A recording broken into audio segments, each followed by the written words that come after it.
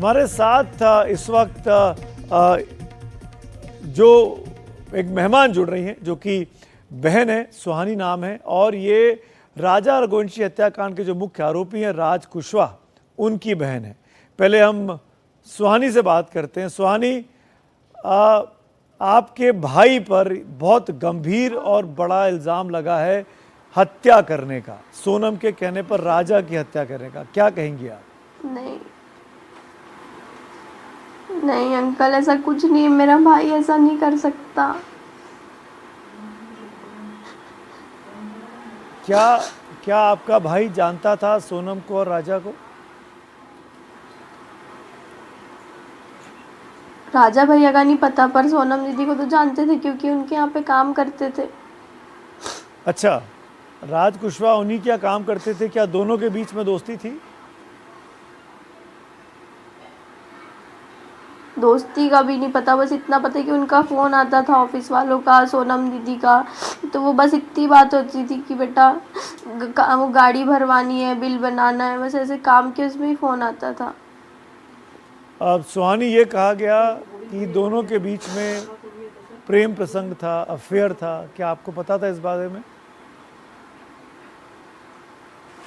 नहीं अंकल, इस बारे में कुछ नहीं पता था। मैं सबको सुबह से बता रही हूँ, इस बारे में हमको कुछ भी नहीं पता था। ये सब हमने न्यूज़ पे देखा है। क्या देर रात को फोन आते थे सोनम के राज के पास? बस वही तो नहीं पता। हमारे पास रहता था तो हमको पता होता ना, लेकिन कभी भी हमने नहीं देखा उसको देर रात तक बात करते हुए। तो आप और राज साथ में नहीं रहते हैं क्या? हम साथ में ही रहते, भैया हमारे पास ही सोता था। हम लोग नीचे सोते थे, भैया पलंग पे सोते थे। तो आपने कभी रात को बात करते नहीं देखा राज को किसी से? सुना नहीं? नहीं, अभी कभी भी नहीं सुना ऐसे देर तक बात करते हुए। अच्छा, कब से राज काम कर रहे थे सोनम दीदी के यहाँ? कितना समय हो गया था? 2 से ढाई साल हो गए, 2 से ढाई साल हो गए। और क्या काम करते थे राज वहाँ पर?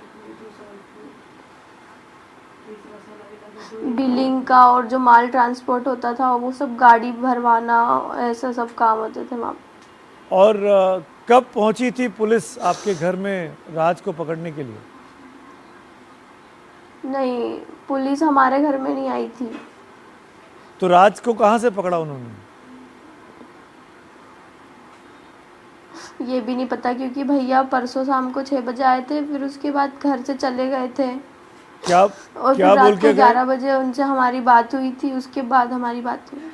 क्या बोल के भैया ने गए? बोला कहाँ कि जा मुझे रहे हैं? मंदिर जाना है, और फिर भाई कि मंदिर जाना है मम्मी, मैं मंदिर जा रहा हूँ। तो मम्मी ने बोला ठीक है, फिर वो चले गए यहाँ से। फिर मम्मी ने 7 बजे वापस फ़ोन किया तो बोले कि लेट हो गया था इसलिए मैं मंदिर नहीं गया, घर पे ही हूँ। फिर 11 बजे बात हुई मम्मी की, तभी भी घर पे ही थे। नहीं, घर पे तो आप लोग थे ना, मम्मी भी तो घर पे ही थी। मम्मी कहीं और रहती हैं क्या? नहीं मतलब विशाल भैया के घर पे थे। ये विशाल भैया और राज दोस्त हैं अच्छे? हाँ, अच्छे दोस्त थे। विशाल भी उसी जगह काम करते हैं जहाँ राज काम करते हैं? नहीं, विशाल भैया काम नहीं करते थे क्योंकि उनका एक्सीडेंट हो गया था, तो उनके कमर में बहुत ज़्यादा चोट आई थी, तो वो काम नहीं करते। और आपके भाई कहाँ तक पढ़े लिखे हैं? कौन से स्कूल, कौन से कॉलेज गए? भैया सिर्फ 10th में। भैया 10th में ही थे, तब से उन्होंने पढ़ाई छोड़ दी है। 10th में थे? क्योंकि हमारे पापा की डेथ हो गई थी जी लॉकडाउन में। जी। तो आप कितने भाई हाँ, बहन हैं आपके तो अलावा? इस वजह से भैया काम नहीं, तब से हम 4 भाई बहन हैं। और राज उसमें सबसे बड़े? मेरा भैया अकेले हैं, हम 3 बहन हैं। राज सबसे बड़े हैं आप तीनों उनसे बहनों बड़ी में? एक दीदी है, 2 साल बड़ी है अच्छा भैया से। अच्छा। नहीं, भैया छोटे हैं, दीदी बड़ी है। जी। तो अब जब ये खबर सामने आई तो आपके परिवार में तो शॉक लगा होगा, धक्का लगा होगा, इतना बड़ा इल्ज़ाम लगा आपके भाई पर। हाँ अंकल, ये बहुत बड़ा इल्ज़ाम लगा है। मेरे भाई ने ऐसा कुछ नहीं किया। नहीं, आपकी बात ठीक है, आपको लग रहा होगा, लेकिन पुलिस का कहना ये है कि राज के पास एक दूसरा फ़ोन था, उस दूसरे फ़ोन से वो सोनम से बात कर रहा था मेघालय में, दोनों संपर्क में थे। पर अंकल जिस दिन राजा भैया के साथ ये सब हुआ है तब तो भैया इंदौर में थे, तो वो कैसे कर सकते हैं ये सब। नहीं, वो तो इंदौर में थे, पर जो लड़के उन्होंने भेजे, विशाल, आनंद और आकाश, उन्होंने इसको अंजाम दिया, यही तो इल्ज़ाम है कि खुद राज वहाँ नहीं गया, राज तो इंदौर में ही रहा। पता नहीं अंकल क्या हो रहा है, हम लोगों के ऊपर क्या इल्जाम लग रहा है, हम लोगों को सब आपसे ही पता चलता है, ये सब नई नई बात है। आपकी बात हो पाई राज से जब से पुलिस ने पकड़ा है? राज ने कोई फ़ोन किया या किसी के जरिए बात हुई? नहीं नहीं, हम कोई बात नहीं हुई, हम लोग गए भी थे पर उन लोगों ने देखने भी नहीं दिया। तो अब आप लोग करेंगे क्या, क्या करने का सोच रहे हैं सुहानी? कुछ भी समझ में नहीं आ रहा, बस अभी हम ये सोच रहे कि हमारा भैया वापस आ जाए। हम क्या करेंगे यहाँ पे, कैसे यहाँ का रेंट पे करेंगे। क्या आपको लगा जब शादी हो रही थी सोनम की मई के महीने में, तो आप लोग गए थे शादी में? हम लोग गांव में थे क्योंकि मामा की बेटी की शादी थी, तो हम लोग गांव चले गए थे। भैया यहीं पे रुके हुए थे क्योंकि मेरा एडमिशन कॉलेज में करवाना था और प्रिया का वापस स्कूल में इस घर का रेंट भी देना था, तो भैया नहीं गए थे हमारे साथ। तो राज शादी में गए थे जब शादी हुई सोनम की राजा के साथ?